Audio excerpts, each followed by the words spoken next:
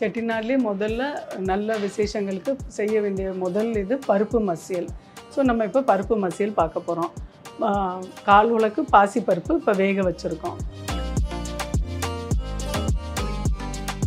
அது நல்ல கரைய வெந்தோன்னே அதை வந்து மசிக்கணும்.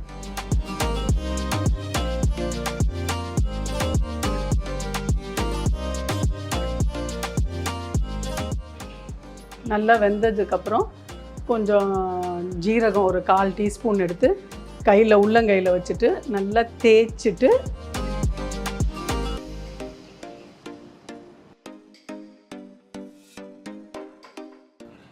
அந்த ஜீரகத்தை தேய்க்கிறதுல தான் இருக்குது வாசமே.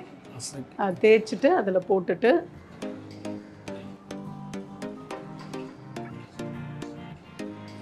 அப்புறம் கொஞ்சம் கருவேப்பிலை போட்டுட்டு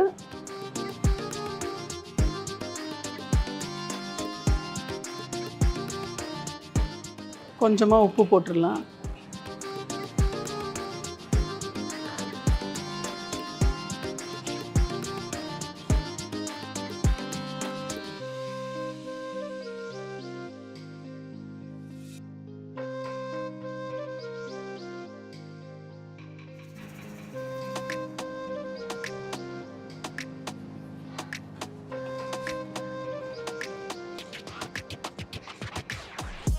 ரெண்டு பல்லு பூண்டு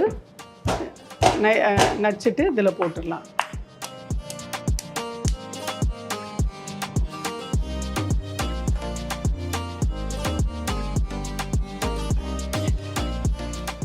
இப்போ பருப்பு மசியல் ரெடி.